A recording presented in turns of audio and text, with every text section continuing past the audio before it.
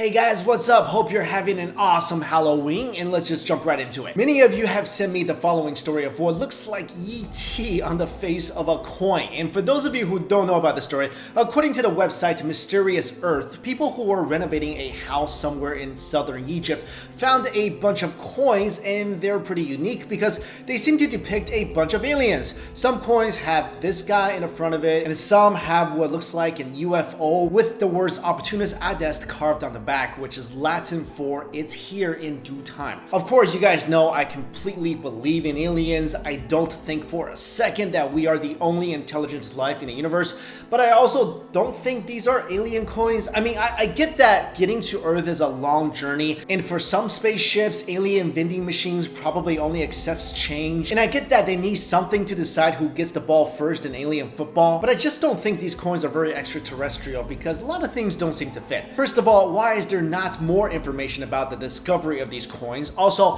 why are they found in Egypt but has Latin on them? Lots of things just don't really add up for me. What I think though is that they may be what are known as hobo nickel, which is an art form that basically modified coins, and this has been around for hundreds of years. It's called hobo nickel because it was a popular craft among hobos because it's very inexpensive and extremely portable. I mean, I want to believe that aliens left this behind, where ancient Egyptians were ruled over by some alien pharaoh, but I don't think this is the case. Of course, feel free to disagree and let me know your own theories. Next up, let's talk about the Bermuda Triangle. We all know its reputation of making things like ships and planes mysteriously disappear, and researchers have been trying to crack its secrets for decades. And it seems like every year or so we get a report that someone may have figured this whole thing out. So in the most recent report, scientists are saying the truth behind the deadly triangle is because of hexagonal clouds that create terrifying 170 miles per hour wind air bombs. It is believed that these deadly blasts of air can sink ships and bring down planes. They can often create waves that are over 40 feet high. According to meteorologist Randy Cervini, they are formed by what are called microbursts. They are blasts of air that come down out of the bottom of a cloud and then hit the ocean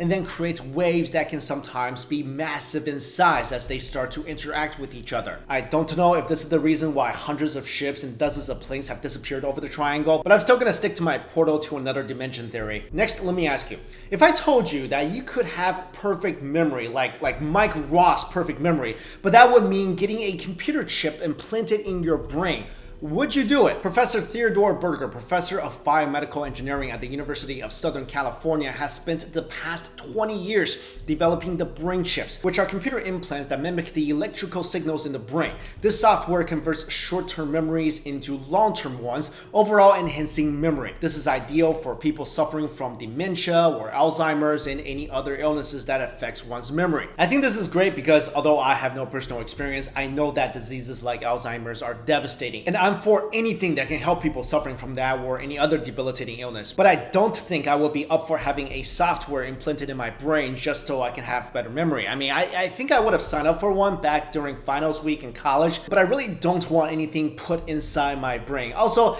I just can't trust people enough if they tell me, I'm gonna put this computer chip in your brain and all it's gonna do is enhance your memory, nothing else. And then maybe I wake up 10 years later and I'm a real life Jason Bourne, which actually might be pretty cool. Next, and this is really interesting, Reed Hastings, the CEO of Netflix, was attending the Wall Street Journal live conference, and he was talking about the future of entertainment.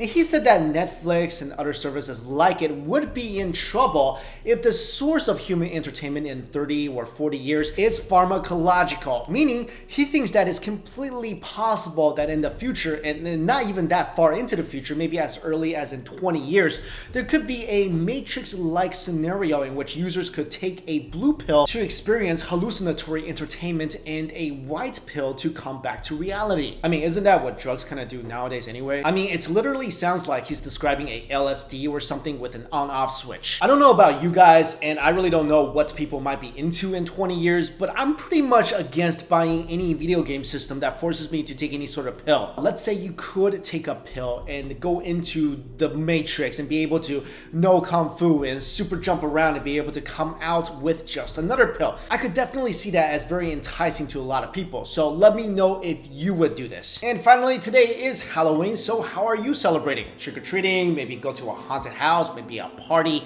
But let me ask you this, would you want to spend the night at a castle? And not just any castle, Bran Castle in Transylvania, the inspiration for Count Dracula's home. And you won't be just sleeping anywhere, you'll be sleeping in coffins.